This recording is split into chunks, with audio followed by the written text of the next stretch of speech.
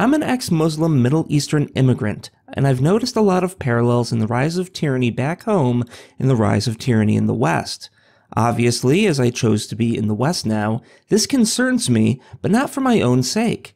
After attempting to relate these thoughts with others, whether those back home or my new neighbors, people are often skeptical of my observations. Despite watching things regress in the last few years to an obvious, almost painful degree, I feel like my observations are only getting more validated despite not earning legitimacy in the public sphere. A big aspect of this is having both the left and right perceive me as the other, the far right viewing me no different than those that seek to destroy the West, and the far left viewing me as no different than those who seek to discriminate against Muslims. How do I reconcile this and earn my place in this shaky society? Is there no more room for nuance? Bonus, over time I think I've come to realize the importance of balancing tradition, but maintaining an open mind, and I think both forms of societies have pros and cons. How can we redirect the conversation from eliminating the other side into synthesizing? The biggest catastrophe that has hit the West since World War II, in my estimation, is the death of, and ongoing war on, the family, and it genuinely saddens me. On the other hand, things are far too rigid back home, and the concept of family can be almost suffocating. That's from Matt. Hey, Matt, how you doing? Hey, Stefan, good. How are you? I'm well. So ex-Muslim, that, as far as I'm no expert, but as far as I understand it, that's not the easiest belief system to leave in the rear view. No, it's definitely not. Right. I mean, for those who don't know, that it is not, of course, what every Muslim believes, but there is for the punishment for apostasy for leaving the Muslim faith is death. So, I mean, that's the worst case scenario. But you also, I know of a lot of people who might get even disowned by their family, disowned by their friends. People might be actively out to get you, whether that means losing your job, whether that means beating you up. It kind of depends on the situation. But for most ex-Muslims, it's definitely not a nice place to be in. No, and I mean, a huge amount of sympathy and respect for that. I mean, it's something that's hard for, I mean, I was a Christian, raised a Christian. I'm no longer a Christian. And as you know from the last call and certainly since I've recognized that I was not being as nice to Christians as they well deserved, it's not been a particular problem. And of course, when I would criticize Christianity, I never thought, oh no. You know, like I'm really taking my life in my hands here. So I just wanted to point out for ex-Muslims, I mean, massive respect, massive sympathy. It is a huge challenge. And as you point out, I mean, you can experience significant ostracism because there are belief systems that say that leaving the faith is a huge challenge for just about everyone. Yep. I think for like ex-Muslims in particular, it's because in the Western society, for a lot of Christians, a lot of people might be culturally Christian. And whether you necessarily agree with the practices and the principles and the philosophies behind it or not, like at the level of culture that exists in the public sphere, it's not really anyone's business whether you believe or not. Like, obviously, there are some churches that might be campaigning, for example, pro-life or whatever the case might be. But when it comes to like Islam, like a lot of people who may be like culturally Muslim would not say that they are culturally Muslim, and thus they reinforce all the bad aspects of Islam that they're ignorant to. I mean, I have a maybe not so popular saying that I say a lot of times, which is I say that like 1.6 billion Muslims, and I bet that more of these people are like the biggest victims of Islam than any other spot on earth. And it's just because I believe that from my personal experiences and from the stuff that I've studied, the stuff I've reviewed, it just seems to be like it's just increasingly obvious that more and more Muslims that are so-called moderates are just illiterate when it comes to their own background. And what do you mean? I just want to make sure I understand. I think I have an idea of what you're talking about, Matt, but if you could explain it a bit more, I'd appreciate it. Okay, let me give you an example. So I had a discussion with my friends the other summer when we were talking about, there was this lady in Kuwait. She's saying like, we should go back to our roots. Men should have 4 wives. We should have 6 slaves if we need it. And her claim is justified by her religion. But you get people like my friends who might be Muslims, and they're like, oh, this lady is bananas. Like, she doesn't know what she's talking about.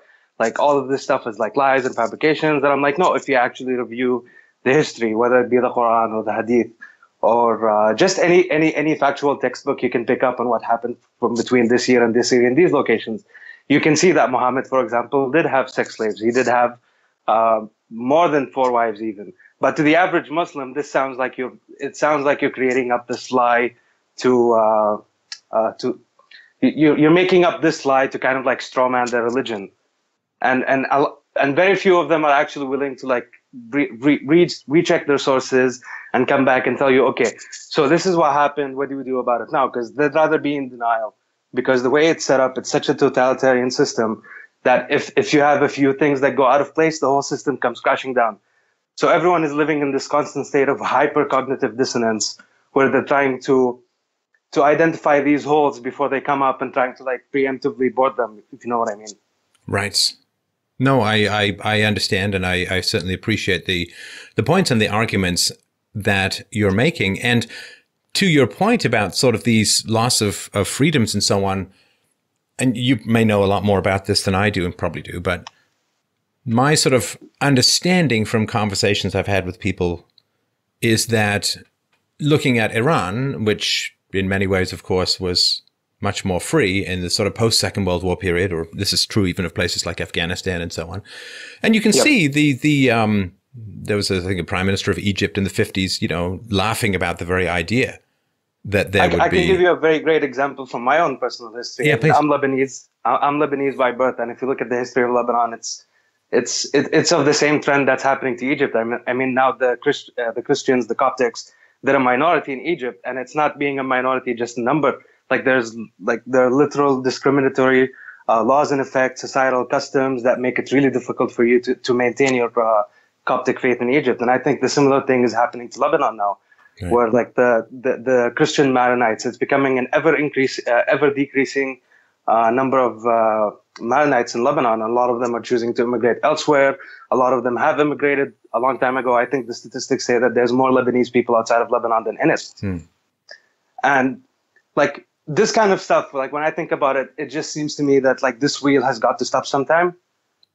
And right, it just seems like everyone is just panicking and not showing and not sure like what kind of action do we need to do, because everyone's trying to protect themselves. So you have the Muslims who may be ignorant of their own religion and their own history, but as far as they're concerned, they haven't really done anything wrong to anyone else. So why should anyone interfere in what they're doing? And at the same time, you have people who haven't heard anyone else, and they're also being affected by the system that people aren't aware or tuned to. So it's kind of weird, because you're fighting this battle on different fronts, and some of them overlap, some of them contradict. You're not quite sure which one is the right way to be.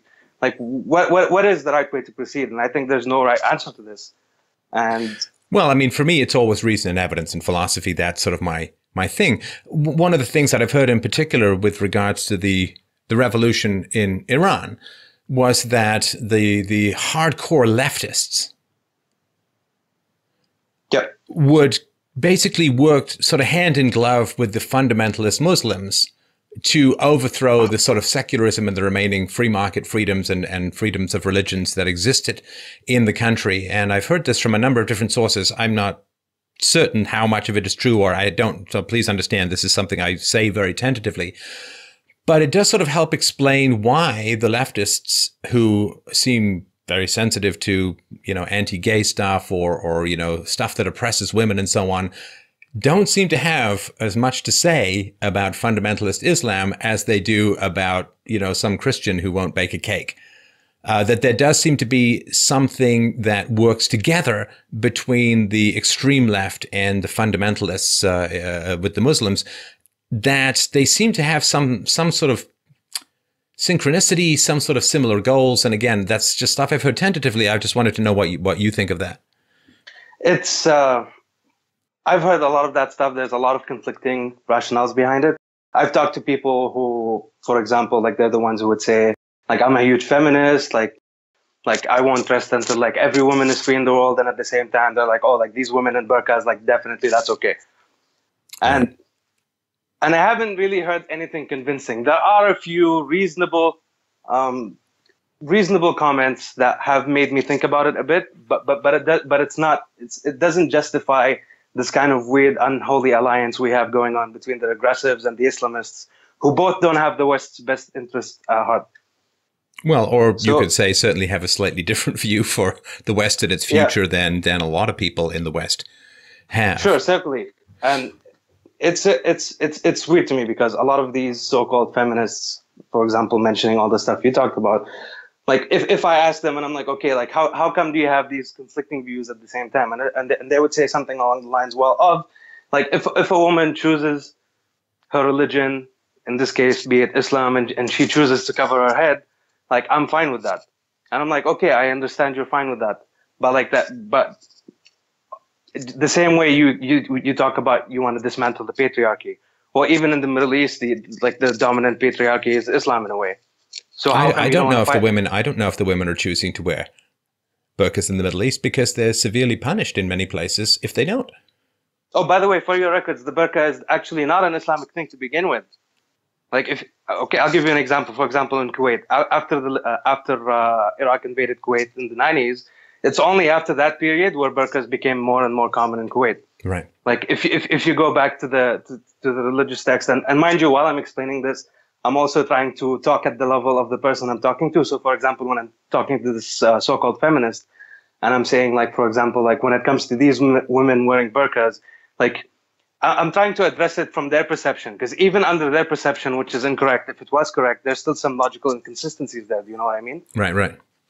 So and at the same time, like I can take that same angle and talk with Islamists, and even though I might disagree with what it is, but under your assumptions, which you think are true, there's still some illogical consistencies there. And I think if you believe what you actually say you believe, then you need to be aware of all these inconsistencies happening within your own kind of sphere of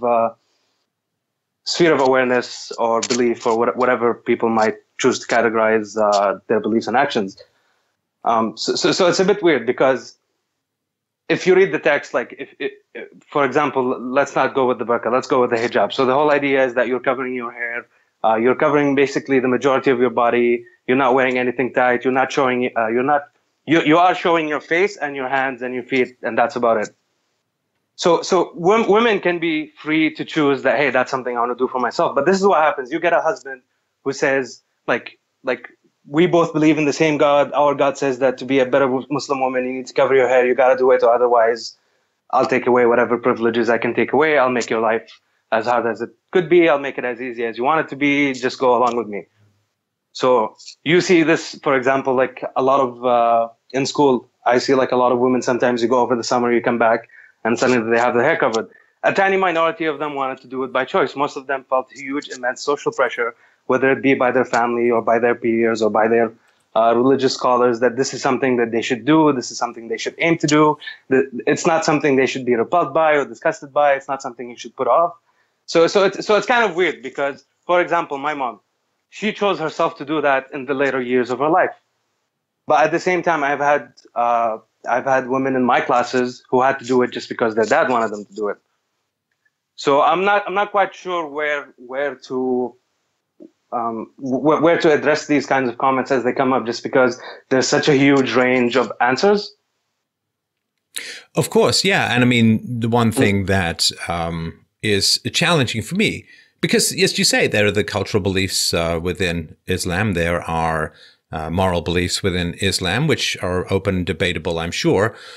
But the challenge is, of course, that in certain ways of viewing Islam, and I don't think it's particularly rare, Islam is not just a religious system. It is a political system. It is absolutely not. Yeah, it is a political system. And I think treating it as a religion alone is not taking into account the full scope of the belief system as a whole. And the belief system as a whole is a regulation of life using the power of the state. It is a legal system, is a political system, and mistaking it for a mere religion alone, I think certainly doesn't do justice to the scope of thought within Islam. And I think then if we think, well, it's freedom of religion, but if it's a political system, that becomes a different matter when it comes to discussing a multicultural or pluralistic society.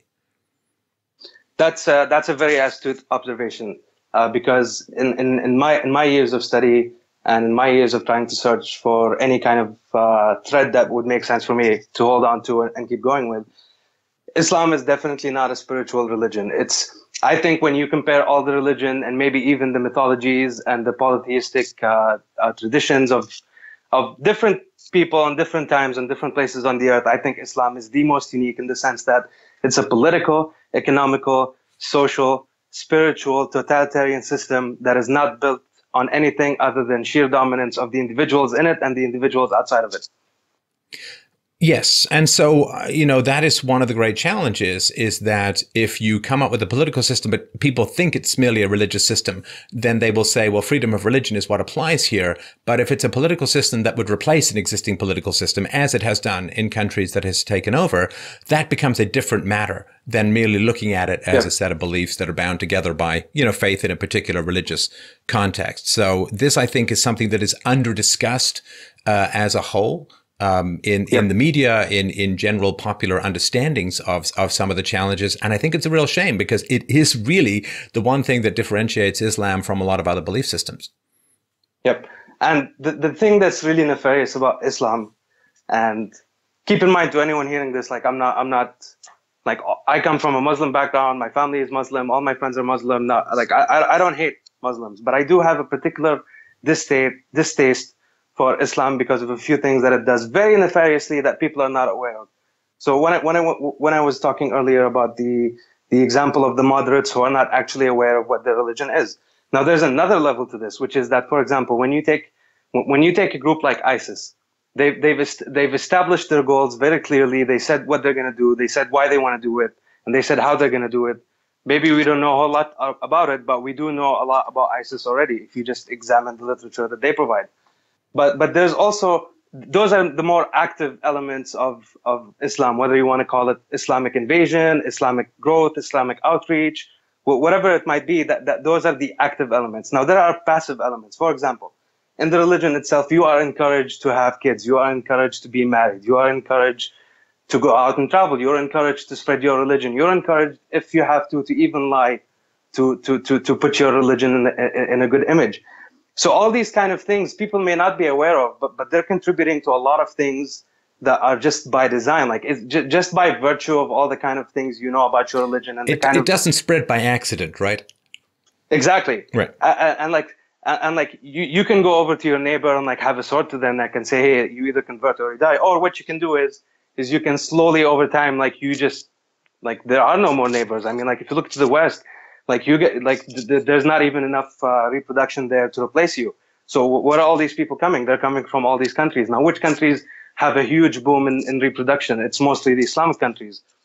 So like as far as they're concerned, like some people are thinking, oh, we might need to be a bit like ISIS. We need to be going out and doing this expansion by force. And then there's people who are just playing passively. They think, hey, we're going to outbreed everyone on earth, and everyone on earth is going to be Islam. And then we're going to have our like Islamist peace ushering utopia happening, and everyone's going to be happy and everything's going to be fine and dandy. Yeah, and also I just wanted to, sorry Matt to interrupt, and I just wanted to remind people about, of course, we don't want to talk about Islam as one sort of big blob, right? I mean, there's Sunni, there's Shiite, yes. There's like, there is a lot of different belief systems within the general umbrella, and it's not like they're all getting along perfectly well either. So it is a challenge. It's not like peace will arrive, I think, when even if everyone did become Muslim. Yep. I mean, actually, it's a bit of an odd thing, because even the Islamic Empire at its height, it had issues within the differing parties of the things they were governing, whether that be Muslims and non-Muslims, or whether it be different non-Muslims wanting different rights, or whether it be different Muslims who had different versions of the Quran at the same time, or they had like a different translation, or whatever it might be. There's always conflict between these people. And at its root, like, for example, the most common belief that all Muslims would have is that there's only one God, and Muhammad is his messenger, and he's the latest messenger, and he's the last messenger, and he's the one to conclude all the messages before him, which include Abraham from Jews to Jesus and Christians, all the way up to Muhammad being the final one. Yeah, I mean, the Jews and the Christians are people of the book, but they're just not at the final stage of enlightenment, right? Yeah, it's kind of like a movie. Like we got the prequel, and then we got the sequel, and then we're getting the trilogy tied up all together. So a lot of Muslims choose to view it that way. Then you have, for example, the Sunnis and the Shias. The Sunnis, it's more like the the people who follow the hadiths more closely.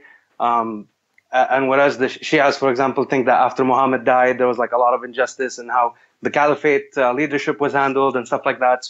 So they're more dedicated to like Muhammad and his lineage rather than the entire caliphate, if that makes sense. Right. Right. I'm just trying to keep everything very as least confusing as possible, because I don't want to confuse you or anyone listening, or even me for that matter, because I don't want to ramble on this too much and I'd rather get I appreciate that. And the other thing too, I think it's hard, certainly, white people in the West or Christians in the West, there's been a lot of aggression against in-group preferences for whites, if like the idea of, there's going to be some white group that's going to advocate for whites. Well, that's automatically white supremacism or racism and all this, crazy stuff that goes on. But I think people don't quite understand also that within, and again, I'm just using the big blog term here, I apologize for the lack of distinction, but within Islam, of course, there is a very strong in-group preference, to put it mildly, to the point where, as you talked about the lying earlier, that there's no real justification in Christianity for lying to a non-Christian. Yep. But to further the spread of Islam, there is a wide variety of deceptions and lies and falsehoods that are not only permitted, but encouraged, and you may in fact be rewarded for. And I think that's one of the challenges that maybe ex-Muslims or non-Muslims have, is this idea. It's like, well, I don't know, because I don't know what the person is saying, how truthful it is, how honest it is, particularly if I'm not a Muslim, because there is this permission to lie, to further the cause of Islam. And that, I think, does not engender a lot of trust in some interactions. Yep. Okay, so the way I look at that is this way. For example, when you open a Quran and you read it for yourself and you look at the interpretations, you can interpret that any way you choose to. A text can't lie to you. It says what it says. How you interpret that is up to you. But the problem becomes when this is something Islam does that makes me think of it very less than a lot of other religions. For example, if you wanted to convert to Islam, the barrier of entry is almost non-existent. All you need to do is you need to go up. They're going to tell you, say the Shahada, which is literally just you re-emphasizing that there is no God but Allah and Muhammad is his prophet. If you say that, you're a Muslim, done deal. If you change your mind, like, too bad, you can't. Like, you either die and you change your mind or figure it out some other way. There's no in between there. You're right. And so it makes it really difficult because you have the lowest barrier of entry and you have no contingency plan. You have no exit strategy. And when you compare it to, for example, like Judaism, if I wanted to be a Jew today and I went and I talked to a rabbi, he would extensively drill me for the kind of knowledge I have about Judaism, the kinds of things I expect to get out of it. Why would I choose to convert? And then if I want to leave, like, can you just stop practicing? Yeah, sure, no problem. The state of Israel isn't going to detain you prisoner for 3 days. And if you don't take back your apostasy, then you will be trialed and executed. I mean, and that's part of the way that it passively works too. I mean, because if you invade your neighbor and you kill the dad and now all the kids convert and then you brainwash them and then they grow up and they have kids of their own, then their son is going to be arguing and telling you online that Islam is a religion of peace and that he would kill you for saying all the bad things you said. I mean, it's just lunacy sometimes. Right. And sorry, go ahead. Like, it's for example, like in a lot of Pakistanis, like, I feel like if they were more familiar with the knowledge of what India and Muslims, what happened when those two cultural forces met, what kind of trade happened, what kind of bloodshed happened, I think a lot of Pakistani Muslims are ignorant of their own kind of oppression that happened to their ancestors before them, and they're not quite sure why they're wrapped up into this religion anymore. Right. You talked, Matt, in your question or your commentary, and really I wanted to learn more about this. Sure. You said a big aspect of this is having both the left and the right perceiving me as the other. The far right viewing me as no different from those who seek to destroy the West, and the far left viewing me no different than those who seek to discriminate against Muslims.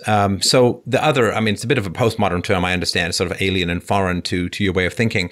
I wonder if you could help me understand how you view these sort of the far left, far right, and your position relative to their belief systems. Okay, I'll give you a brief rundown of what led to that precise statement. So So when I was growing up and when I started to realize that, hey, like if this is a religion that I have, then I should actually know what it is that I'm applying, right?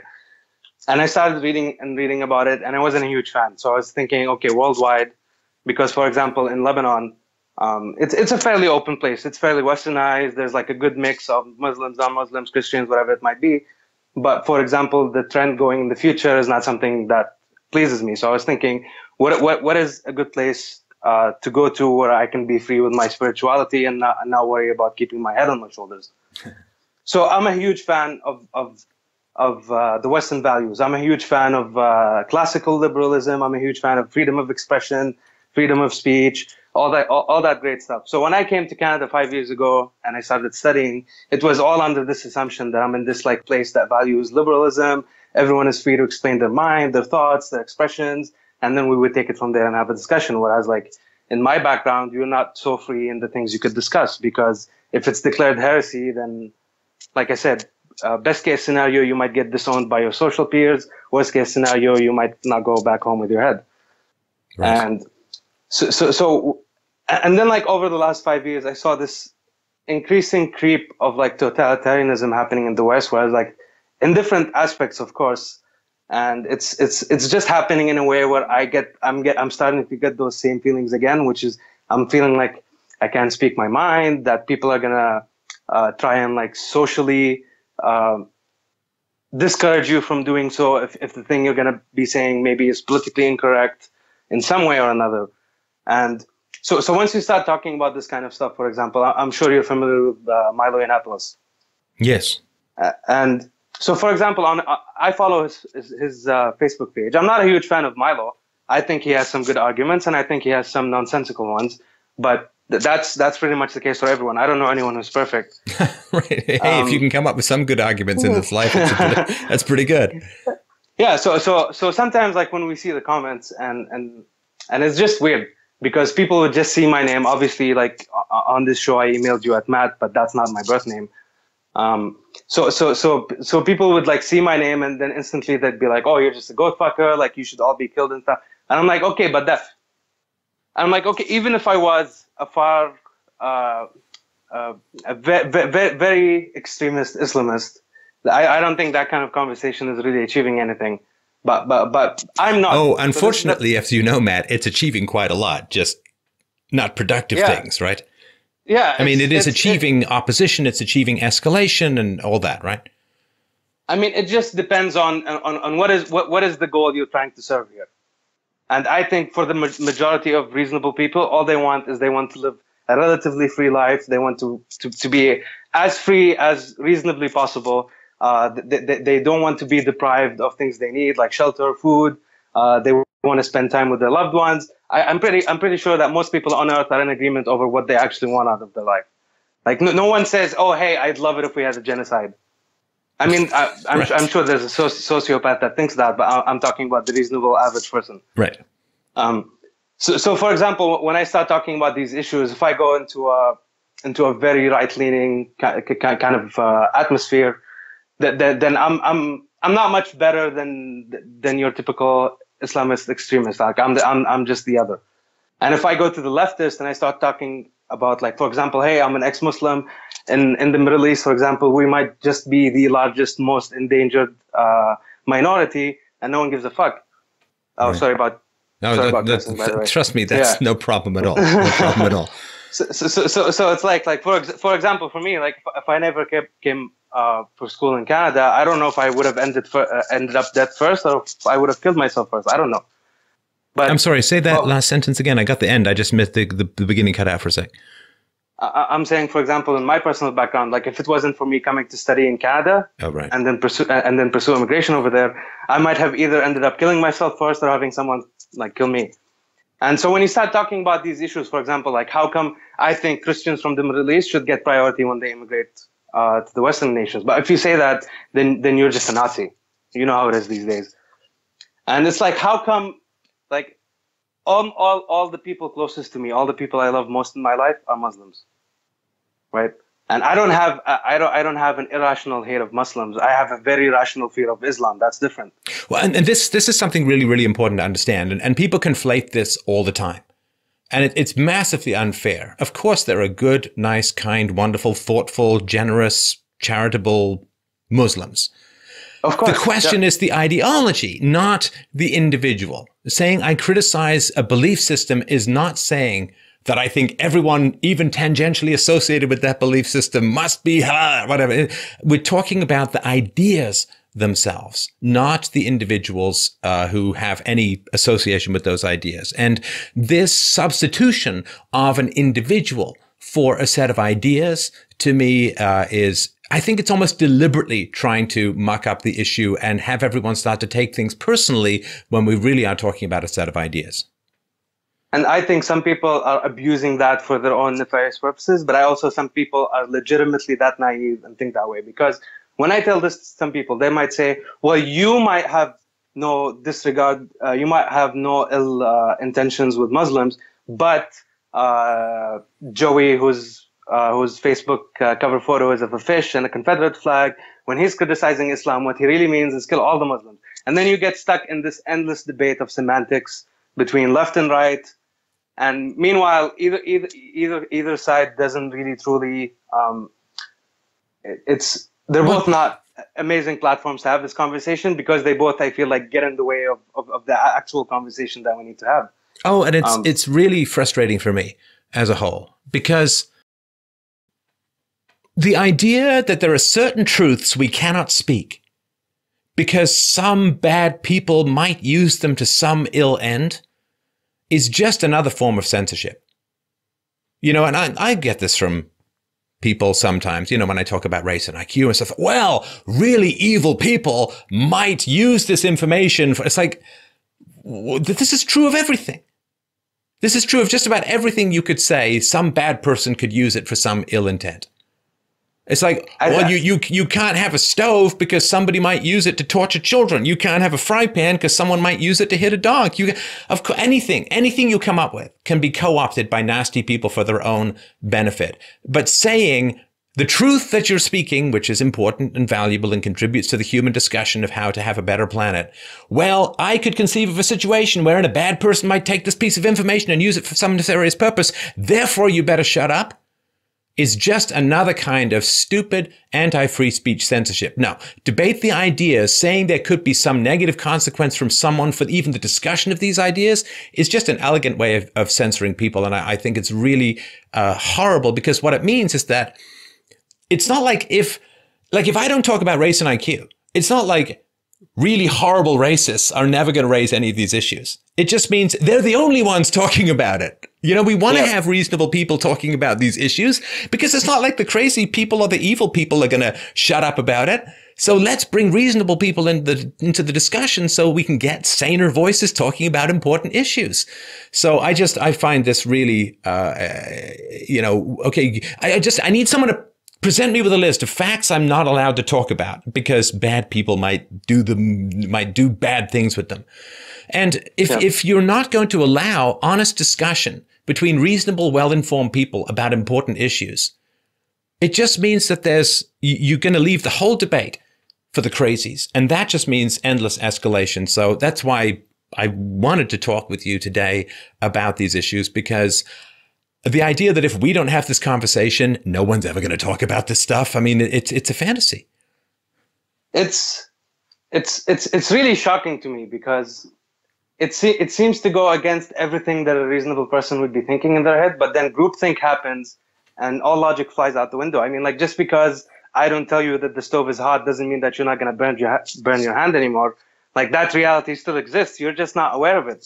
And right. you chose to, by your own doing, you chose to be ignorant about the reality of that. Now I'm sure that if you give everyone the right to speak, a lot of people are going to say a lot of stupid shit. But that doesn't mean that no one gets the right to speak, because all you need is one moment of brilliance to make up for all that stupidity that led up to it.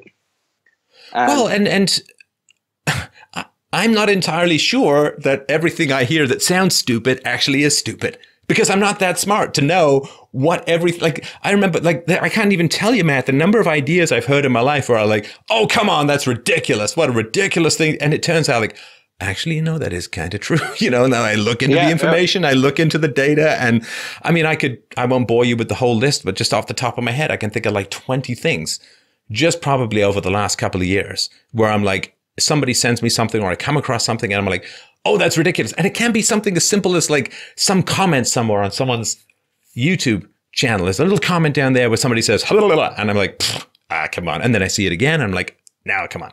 And then I look it up. So the thing is, I have no idea what's really brilliant, what's insane, what's true, what's right, what's smart, what's stupid. That's why you need free speech, because nobody knows what the very best and the very worst things are. When the people first said, hey, let's end slavery, that was considered to be astonishingly insane and deeply immoral by the people. What would happen to the economy?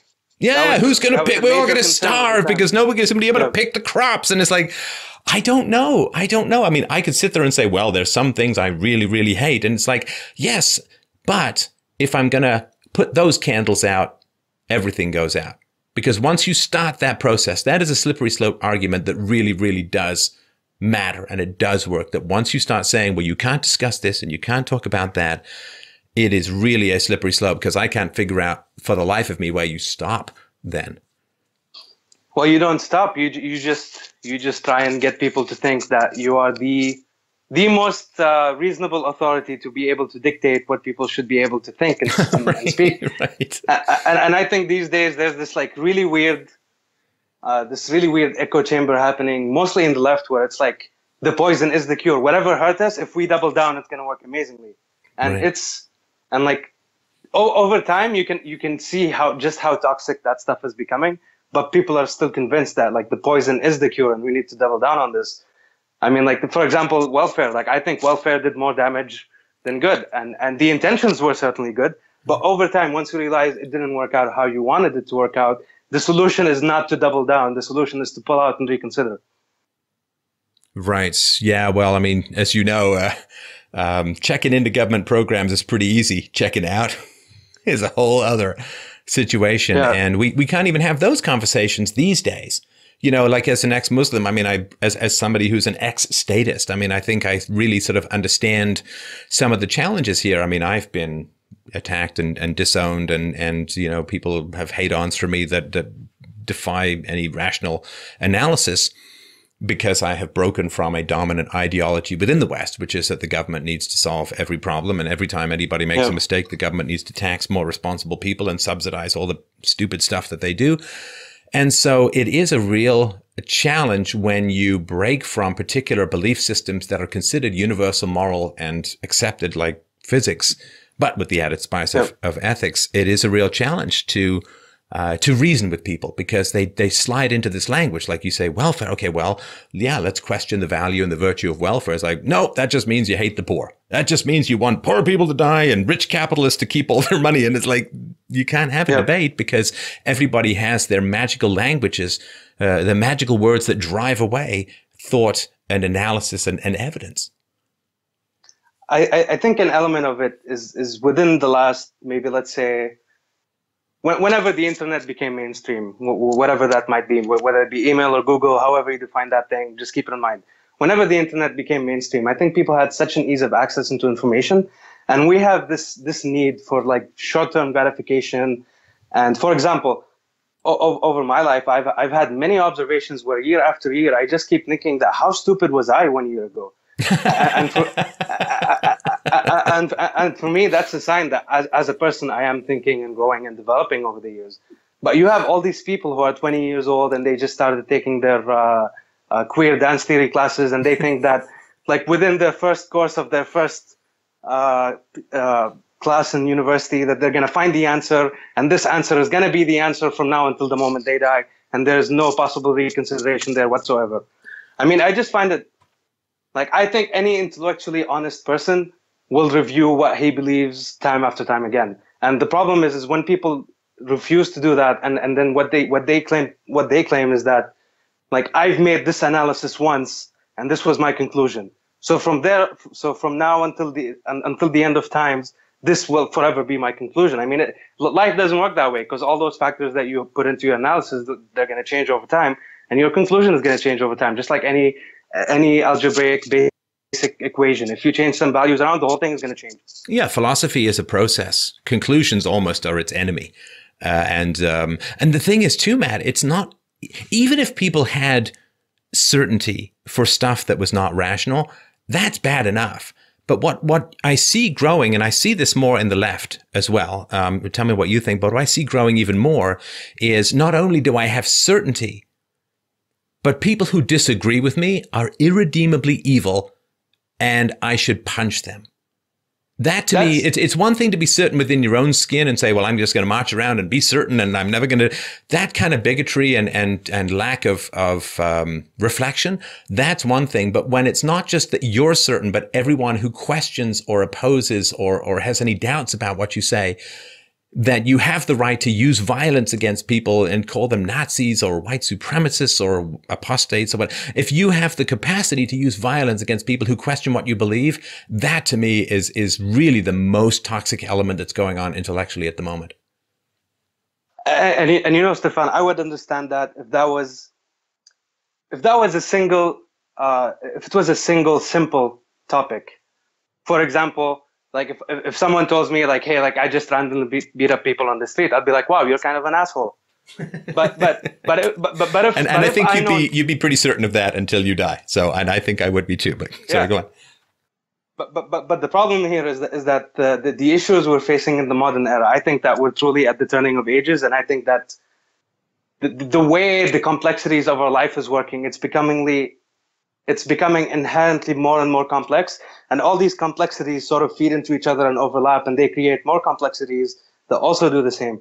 So someone tries to break down the most complex list of rationale and arguments they could think of. They try and break that down into like bash the fashion. Like I think that just like you can't possibly go from like analyzing something so complex and all you have is this very simple answer that you're very sure of that's going to work all the time everywhere with everyone.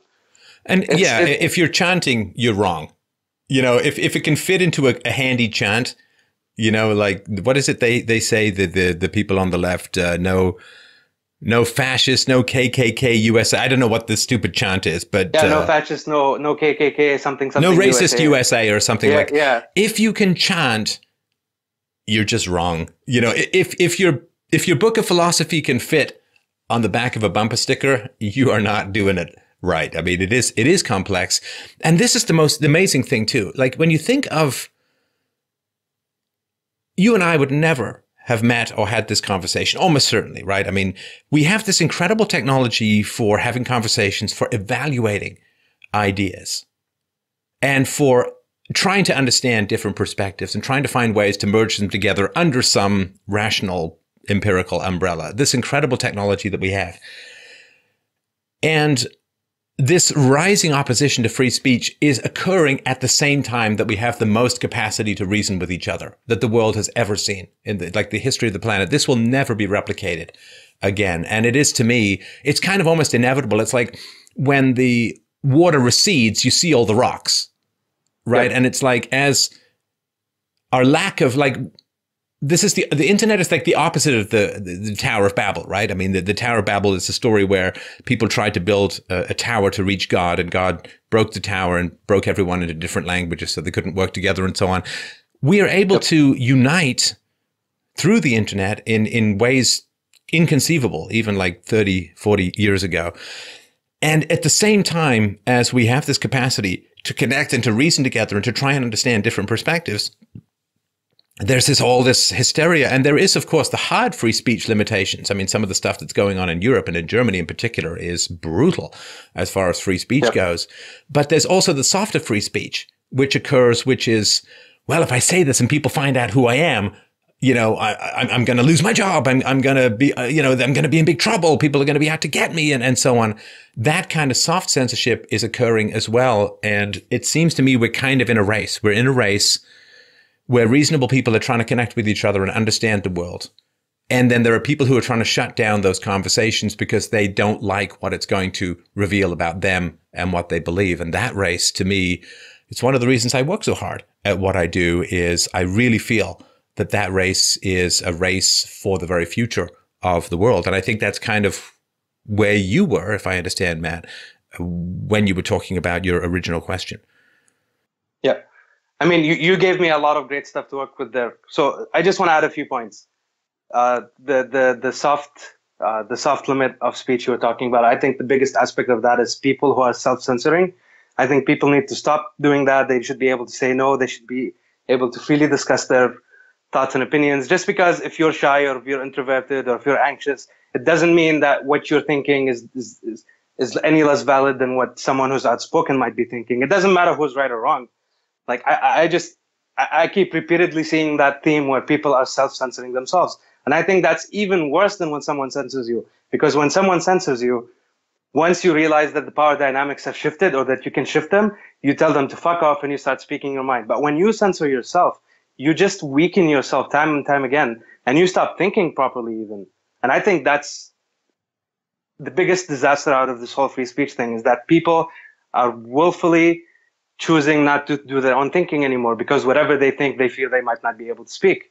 And it's not because someone is limiting them by law already, although in the future certainly that could be the case, but they start kind of justifying how to self-censor themselves and why they think that might be a better way of approaching things. Now I understand that sometimes when you have an unpopular opinion, it gets really painful to say it, but I believe that's no excuse for a person to self-censor themselves. I think that's like literally the antithesis of actually living out your entire being.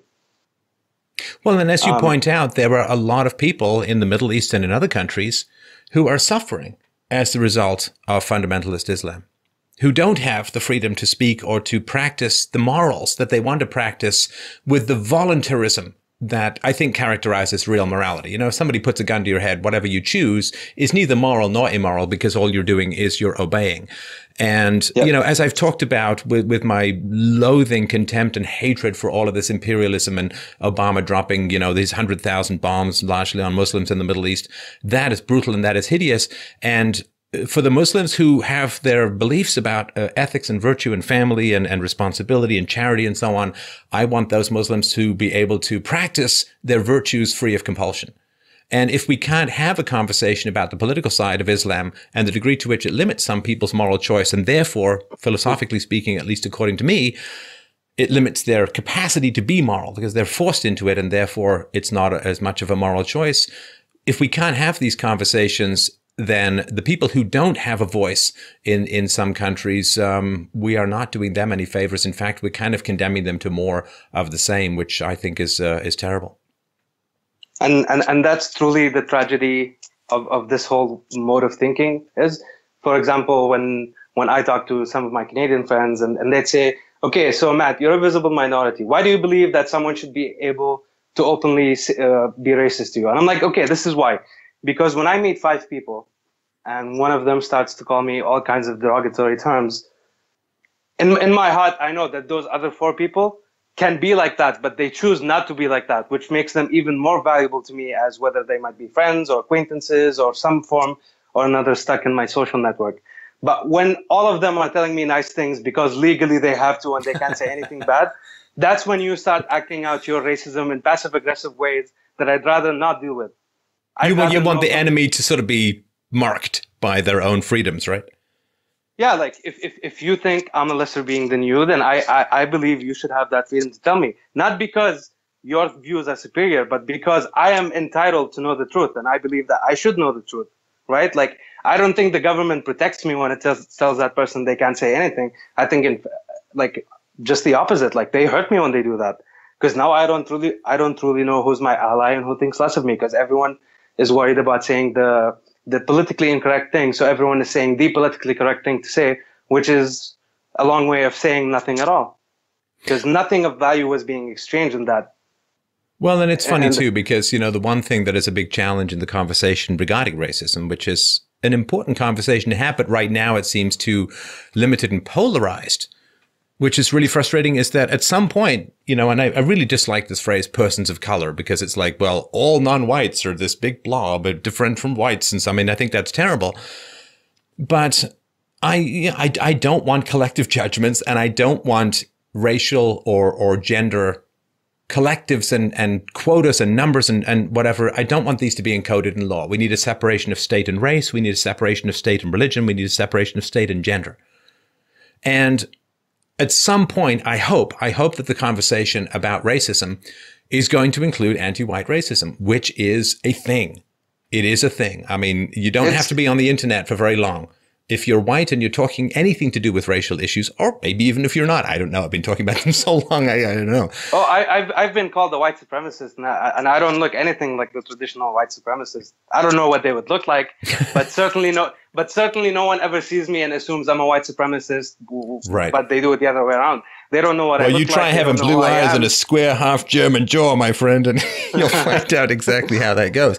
But I think, because this idea that we're all just going to get set against each other, and the idea that, well, you can't be racist against whites because whites are all powerful. We're magical. We can travel through time. We can do anything we want. And therefore we can't, look at the whites in South Africa who are currently being, there's horribly racist laws against the whites in South Africa. And the hundreds of thousands of them living in these shanty towns because they've been disallowed from getting jobs because of hiring black quotas and so on. I mean, of course you can have. And as you say, look at the white Christians in the Middle East, which are currently being enormously treated unjustly and harshly and so on. Of course, you can be a majority and you can still be there can still be people who are racist against you. And the more that whites are told, A, that they're racist by default, and B, no one else is racist against whites, that to me is really fanning some ugly flames. There is racism. There are collective judgments that are unjust and unfair. We need to talk about them.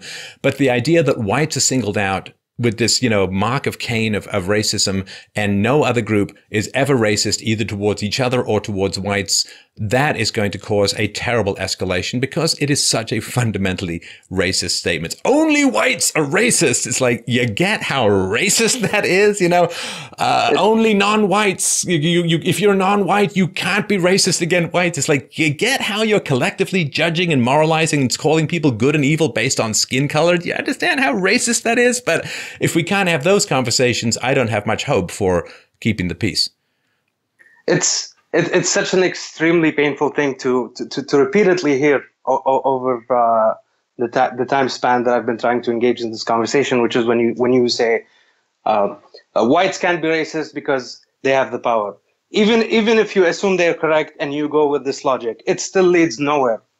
and that's something that really kind of troubles me when I'm trying to debate with leftists mostly, is that because even if I assume everything you told me it's true, it's still so logically inconsistent and infactual that doesn't really help me in addressing any question I might have that you think you have an answer for. No, it's just a way of telling white people to shut up. I wish I could say it's more elegant than that, but it's just like, white people, you can't have any experience of racism. You can't ever complain about racism against whites. So shut up and let us dominate the conversation. And that's bullying, and it's manipulative, and it's dishonest, and it's racist. And that, I think, is, hypocrisy is one of the things that drives moral people the most crazy. I guess it's the tribute that that evil pays to virtue is to be hypocritical. But, when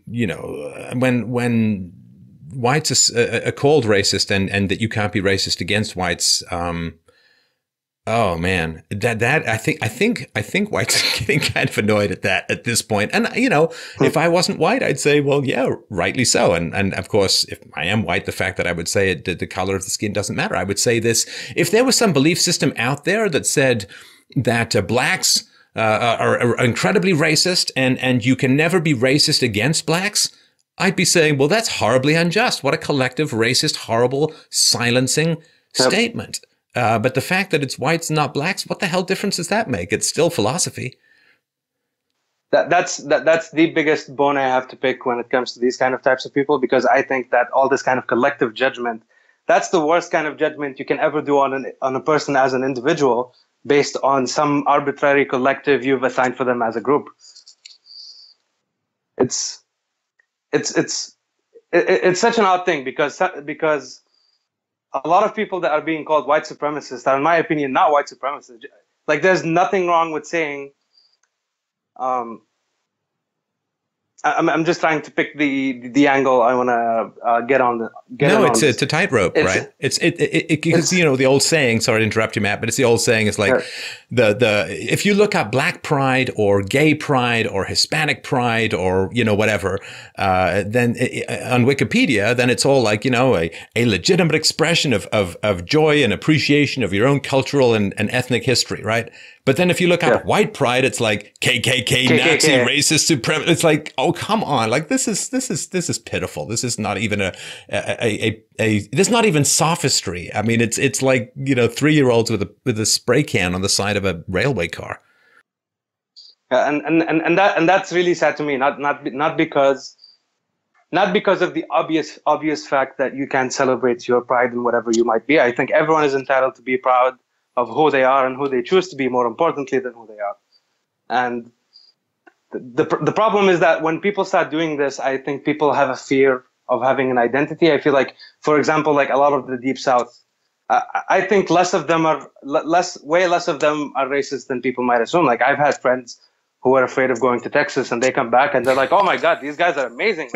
What the fuck is everyone talking about with all this KKK business?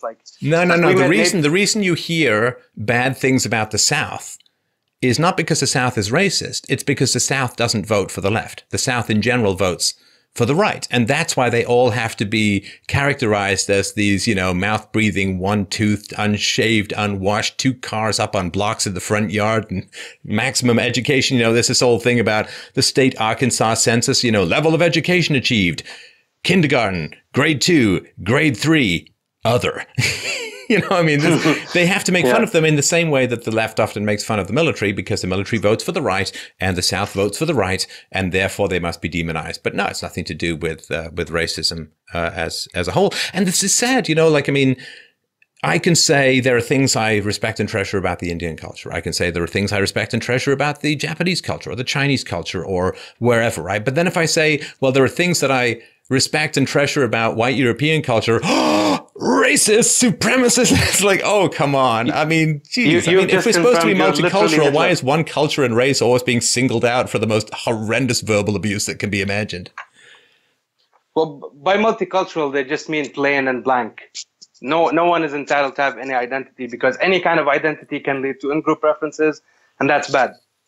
I don't know that I wouldn't agree with you that no group is allowed to have. Like, I've never heard anyone on the left rail against the Hispanic advocacy group called La Raza, which literally translates to the race. It's a racial advocacy group. And I don't think anyone rails against them. But, you try saying El Blanco. I don't know what the hell it would be, like the white group and a white race. And then you'd just be Nazis. And so I think some people are allowed to have in-group preferences based on ethnicity. Just those people tend to tan better. I think in the meantime, you're absolutely correct. But within 5 years, if this whole extreme regressive leftist extremism doesn't kind of, screech to a halt, I think eventually, like, not right now, the straight white male is the biggest bad guy. Once that's out of the equation, I think then there's going to be in-group problems where people try and, they're going to try and form a new identity where everyone is the same instead of celebrating the differences between the groups they've managed to bring in. But that's just purely speculative on my part. Right. So, I agree with you, and I've talked a lot about this, Matt, sort of the death of the family and so on, and I think it is brutal, and it is very difficult for people. We're all tribal species. We need communities. And to me, the communities are those of values. The ethnicity and the race I don't particularly care about, but it's a community of values that matters. Honesty, integrity, curiosity, reasonableness, and so on. And the death of the family has been just unbelievably vicious. Once you wake up to this kind of stuff, like I can't even really watch movies and TV that much anymore, because I see the programming just bam, bam, bam, bam, all the time. Like, even if I just pick up some stupid comedy, it's like the young people who are free and sleeping around are having the best time, and they're all beautiful and they're lean and they're happy, and there's never any STDs or unwanted pregnancies, and there's very rarely any kind of Glenn Close with a scissor bunny boiler chasing you down in Fatal Attraction style. And then all of the parents are tired and fat and depressed and ugly, and their kids are brats, and this relentless propaganda against families and for spending your precious sexuality on useless trash and useless people.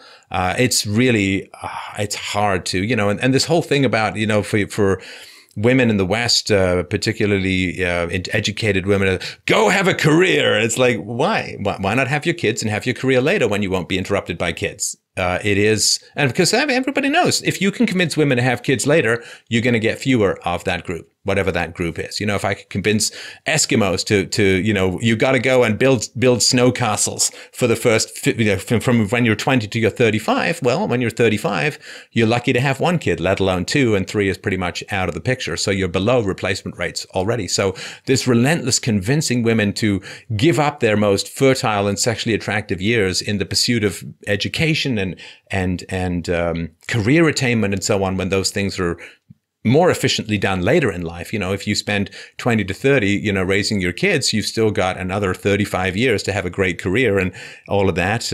But this relentless, don't have kids, pursue hedonism and so on, I think is one of the main reasons why there is this underpopulation. Now, the underpopulation in the West doesn't particularly bother me insofar as you can just automate the crap out of stuff and you don't need more and more people. But if there is this sense of like, okay, well, people in the West, you don't have enough kids, therefore we need to bring 12 billion people from Africa in, well, that makes things a little bit different. And until we find some way to resurrect the joys of the family, it is going to be a very, very tough system to sustain if people believe that lower birth rates must lead to higher immigration. I mean, it almost seems like on the mainstream level, the maturity level has declined to that of a 10-year-old. I mean, you have your basic left is good, right is bad. Do whatever you think is fun. Don't worry about anything else. Don't worry about responsibility. Don't worry about virtues. Don't worry about what's going to happen to you when you're old, because you're going to live fast, die young. That's the kind of message people are being constantly bombarded with, and it's just so self-defeating. I mean, to try and even tackle that, like I don't know from which point to begin to address that, just because the whole thing as a whole just doesn't really quite vibe for me. Right. So the thing you start talking about automation. That's a great point. I'm really happy you made that point, because in a way it is true. Like we have all this technology and we should make it work for us instead of working for it. And for example, when people start talking about immigration, like let's ignore the extreme ignorance in saying, for example, that the USA is the most oppressive country in the world. Meanwhile, it's one of the most desired place for immigrants to come to. And like when you start looking at the kind of levels of the population, the kind of shifts that could happen, the kind of ranges at both different ends. So when I start looking at that, I think that the best solution is not to immigrate people to improve their quality of life, is that you need to export the things that improve the quality of life. For example, like when the West started going through the industrialization and all the other countries followed, they all prospered because of that. They didn't all say, oh, we're not going to do any industrialization in my country. We're just going to go to the US and get it done over there. No, people were thinking, how do I bring this to my backyard, right? Right. Yeah, no, I mean, if Western countries, if white countries are so racist, then surely immigration should be stopped so that these poor non-whites don't experience all of this toxic, horrible racism. It's like, shouldn't you want to, you don't move to Chernobyl, right? Because it's radioactive. You don't go there. You move away from Chernobyl. So it is just one of these goofy things, and much more serious than the word goofy implies, which is, well, those white countries are so terrible. Those white people are so racist. It's like, hey, can I get me to a white country? That would be excellent. It's like, well, which one is it? Yeah. It's like there's this joke that sort of pops around in meme format, which is some guy from Mexico who is like, Mexico's the best, and he's waving his Mexican flag, Viva Mexico, and I hate America, Viva and then it turns out he's in America, and someone's like, okay, I'm going to deport you, I'm going to send you back to Mexico. He's like, what? Send me back to Mexico? Yeah. Are you kidding? You're going to ruin my life? I don't want to go to Mexico. And it's like, I don't really understand any of this any point. That's funny. From my personal experience, I've traveled almost all of the continents on the planet. I've been to very different countries, different religions, different economic systems altogether. And the most extreme forms of racism I've ever experienced have been in the Middle East. And within North America, I haven't really had any kind of encounters where I was like, oh, that was definitely like some racist POS. Like it was mostly like, hey, like the most recent racist example I can think of was I was trying to rent this apartment and the landlord happened to be Asian and he just didn't like me. That's the most racist thing that's happened to me in Canada yet. Right. Well, the other thing too, and this racism stuff, it's a big topic. So I'll just give you 1 or 2 points, then and get your thoughts on it, Matt. But first of all, I'm not entirely, certainly online racism, I'm not at all convinced that there are genuine racists out there. Like, of course, there are some racists in society, no question about that. But, when you look at the number of sort of racial hate crimes that are reported, which then turn out to be committed by members of those races in order to get sympathy or to sometimes even get out of an exam that they failed to study for or whatever, there's a lot of, quote, self-inflicted hate crimes from particular racial groups and so on. And this happens in every ethnicity and so on. And so some of that, when you see some, there's a Trump video and underneath there's some racist statements. I don't know if those are genuine racists. I don't know if they're leftists pretending to be racist in order to discredit the comment section of a Trump video. Like, I have no idea.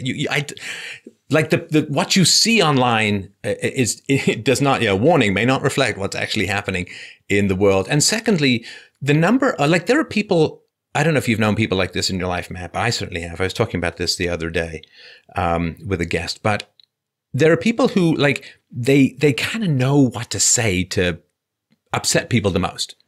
And it could be so, and people know that there are these racial sensitivity wounds, that there's this big racial wound that, that if you push it, then people will really react. And it's interesting because when people use racist terms or they escalate, maybe they're genuine racists, or maybe they're just general sadists who are saying what is going to upset people the most. It could be something about the Jews if it's one particular area. It could be something about gays in another area. It could be they'll just say whatever is going to upset people the most. Are they genuine racists, or they're a generic sadists who are just rubbing that wound because they know that it's there? I don't know. In other words, if there is a lot of sort of racial tension where there doesn't need to be, what that does is it invites the sadists in to come and try and rub salt into that wound, which makes everyone think that there are more racists than there are. It's just a particular thought. I don't have any great proof from it, but there does seem to be some evidence, at least online, that some of the negative statements about race or racist statements are not genuine racists, but people playing the part to discredit others. I mean, that makes a lot of sense. Like, for example, when I read all these news that are saying that the USA has suddenly become like a Nazi country overnight, and it's like, you can't have a country where like a few months ago they all voted in majority for a black Democrat, and then overnight they all became KKK. Like it doesn't quite, like the math doesn't add up over there. And like there are a lot of people online who are just trolls, whether it be about racism, sexism, just pure ignorant stuff that they're just saying to get a reaction out of people. And some people love that.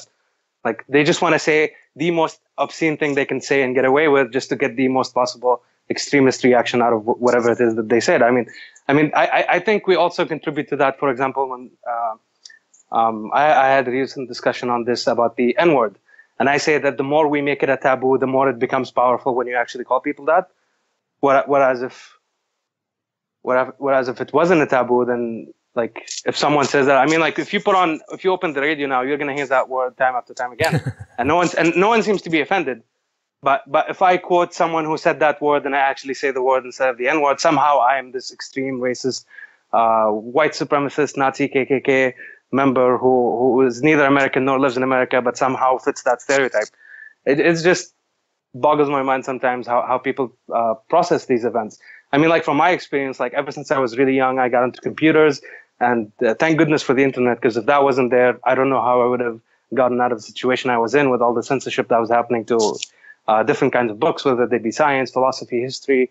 And so like I've had a lot of interactions online. Like probably the biggest reason I'm a good speaker of English is because I've had very early age experiences with technology, with the internet, with English speaking people. Like I played World of Warcraft when it first came out. I met tons of amazing friends over there. And sure, was there some like guy who wanted to say something racist every now and then to get out of kick? Sure. And were there people who were legitimately racist? Also true. But the vast majority of experiences have not led me to believe that case. led me to believe that to be the case. Sorry, go ahead. Finish your point. So for example, like just like with this whole online thing, I mean, like the same can be said for like Twitter in these days and age. I mean, like for example, the whole fiasco with Twitter banning Milo for stuff that he didn't even say wanted to, like, just because someone likes Milo and they do something doesn't really mean that Milo is at fault. Like, I mean, like we need to give people back their individual power and their individual agency. Just like you can't associate, whenever you hear a few sentiments that sound alike, you can't associate all of that as a group and target it with a hammer indefinitely, because that kind of primitive thinking doesn't really get you anywhere. It just makes the problem even worse, if anything. Yeah, and if we keep getting hysterical over every racist post, we're just feeding the trolls. I mean, that's exactly what you're doing. Yeah. And once you start feeding the trolls, there's going to be more trolls showing up. So you think the problem is even worse. So you double down. Yeah. And like this goes back to my whole thing where I say like the poison was the cure, because like if something doesn't work, doubling down doesn't really make it more effective. And if it did make it more effective, eventually you get to the point of inefficient, diminishing returns. And at that point, you're better off with another alternative to double down on altogether. Right. Well, Matt, I got to move on. We got a bunch of more callers. First of all, massively appreciate the call. A very, very important and foundational topic. And, you know, I know that there are people out there who's like, oh, he's a white person who's talking about racism and so on. You know, the Reverend Jesse Lee Peterson had a couple of chats with the guy. He's a great writer, and he's been really encouraging, saying white people talk up about these issues, because if you let the crazies dominate the conversation, it's just going to get worse. So I really appreciate the opportunity to talk about this stuff. Your thoughts and your observations are fantastic, and I hope we can do this again. Thank you so much for the opportunity, and I too am hoping that we get the chance to do this again. Thanks, Matt. Take care. Thank you. Bye-bye.